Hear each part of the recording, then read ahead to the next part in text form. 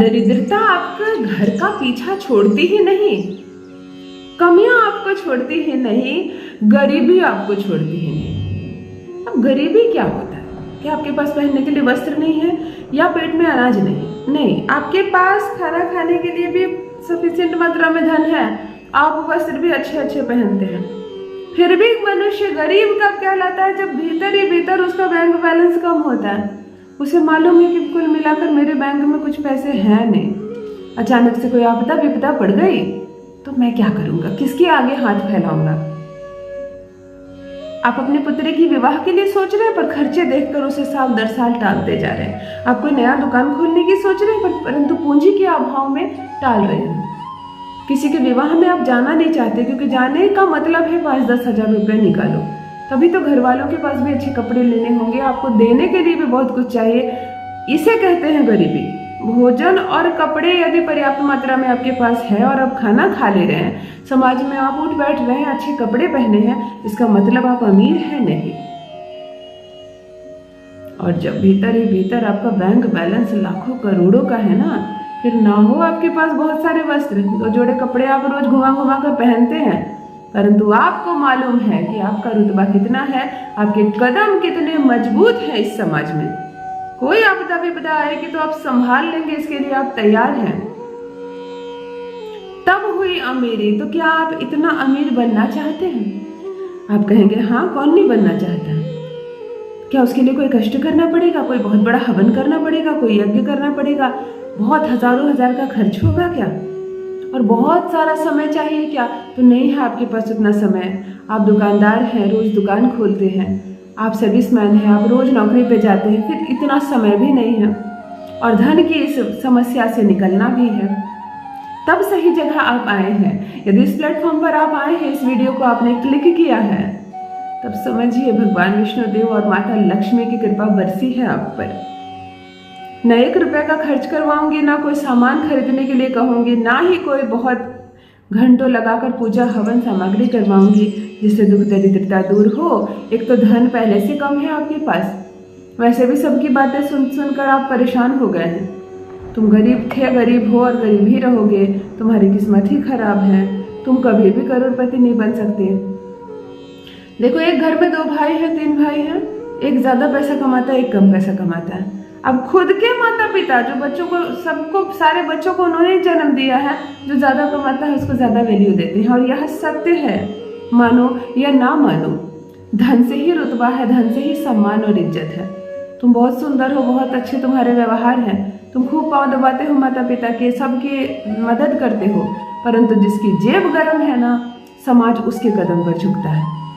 अभी कलयुग में खास करके यही ट्रेंड्स चल रहा है, तो जो चल रहा है उसे फॉलो करना है। अगर नहीं हो अमीर तो बनना है अमीर, नहीं है धन तुम्हारे पास तो लाना है धन। करोड़पति बना देगा तुम्हें यह उपाय। माला माल ना हो जाओ तो कहना, और किसी के आगे सर झुकाने की और हाथ फैलाने की तुम्हें जरूरत नहीं। तुम्हारा ये मौलिक कर्तव्य है कि प्रातःकाल सोकर उठो और समय को नष्ट मत करो। हर दिन ये योजना बनाओ कि आज मैं कितना अर्न करूंगा और मैं कितना और ज्यादा अर्जन कर सकता हूँ, अपने लिए भी, अपने परिवार के लिए भी, अपने बुजुर्ग माता पिता के लिए, अपनी पत्नी के लिए, अपने बच्चे बच्चियों के लिए, और अपने परिवार के भविष्य के लिए कितना अधिक तुम बचा सकते हो। और इसी में यदि तुम्हारे परिश्रम के साथ ज्योतिषीय उपाय जुड़ जाए, तुम्हें राह दिखाए, तुम सही राह पर चलकर खूब आगे बढ़ जाओ, तब तो जीवन में मजा ही आ जाए। जान लीजिए प्रथम मैं कौन हूँ। नमस्कार दोस्तों, मैं हूँ खुशबू सिंह। बहुत स्वागत, बहुत अभिनंदन करती हूँ आप सबका अपने YouTube चैनल एस्ट्रो खुशबू सिंह में।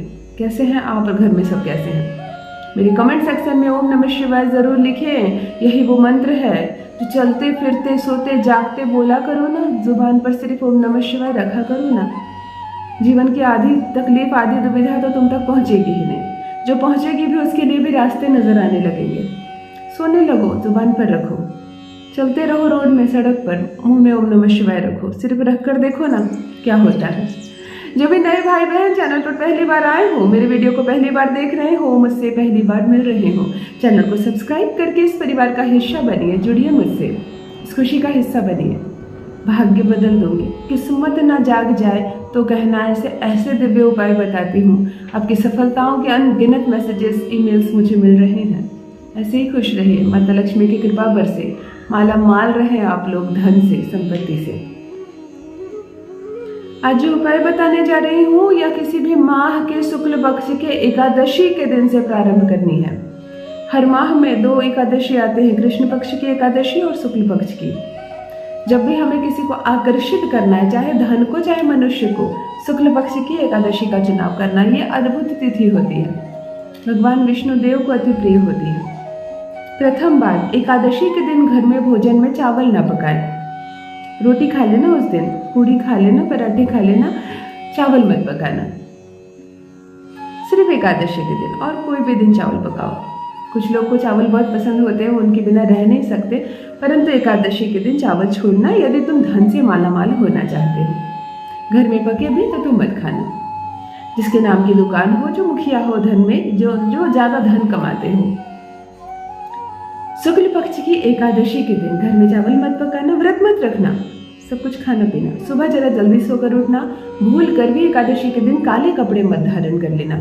भगवान विष्णु देव का दिन होता है तो जरूर पीला वस्त्र धारण करना, जितना ही पीला हो सके। अब एक पुरुष के लिए संपूर्ण पीला वस्त्र धारण करना पॉसिबल भी नहीं है। यदि ऑफिस जाते हो, बिजनेस पे जाते हो तो बहुत अच्छी बात है, एक पीला टी शर्ट रख लेना, शर्ट रख लेना। ऑफिस जाते हो, ऑफिस का ड्रेस है तो एक पीली रुमाल रख लेना कम से कम, पर पीले रंग से नाता जोड़ना ग्रहों को तुम्हारे उस दिन मजबूत करता है, गुरु ग्रह भी मजबूत होता है। एक मंत्र बड़ी सरल है, बचपन से तुम लोगों ने सुना होगा इस मंत्र को, बचपन से तुमने देखा होगा, पर इसके चमत्कार को नहीं जानते। एकादशी यदि गुरुवार को पड़े तब तो सर्वोत्तम, ऐसा नसीब से नहीं पड़ता है, बहुत कम पड़ते हैं। भगवान विष्णु देव की पूजा करना और भूल कर भी उन्हें अरवा चावल मत चढ़ाना।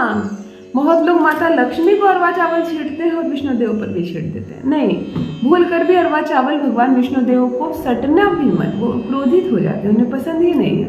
फिर धन की क्षय होने लगती है और आपको समझ में ही नहीं आता कि हो क्या रहा। अरवा चावल से दूर रहना, एक दिया जलाना, उन्हें हल्दी का तिलक लगाना, कुमकुम केसर का तिलक लगा सकते हो, अपने भी मस्तक पर लगाना, कंठ पर लगाना, अपनी नाभि पर लगाना। ये गुरु पर्वत होता है, इस उंगली के नीचे भाग में, इसे हल्दी से जरूर रंग लेना, ये दोनों भाग को। एक घी का दिया जलाना, वहीं बैठ जाना।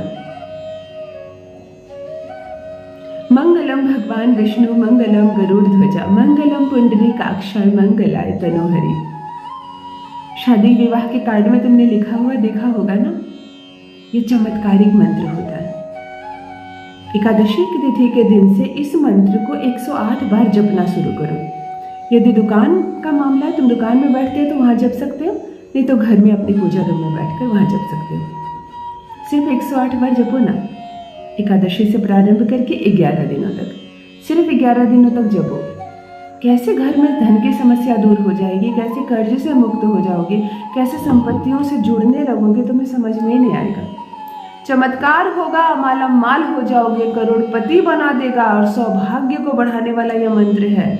सिर्फ 108 बार नित्य 11 दिन जपना प्रारंभ करो। भगवान विष्णु देव को हल्दी कुमकुम का तिलक देकर, खुद भी तिलक लगाकर, गुरु पर्वत को रंग कर, सिर्फ इतना करो और अपना अनुभव मेरे साथ अवश्य साझा करो। बहुत बहुत धन्यवाद।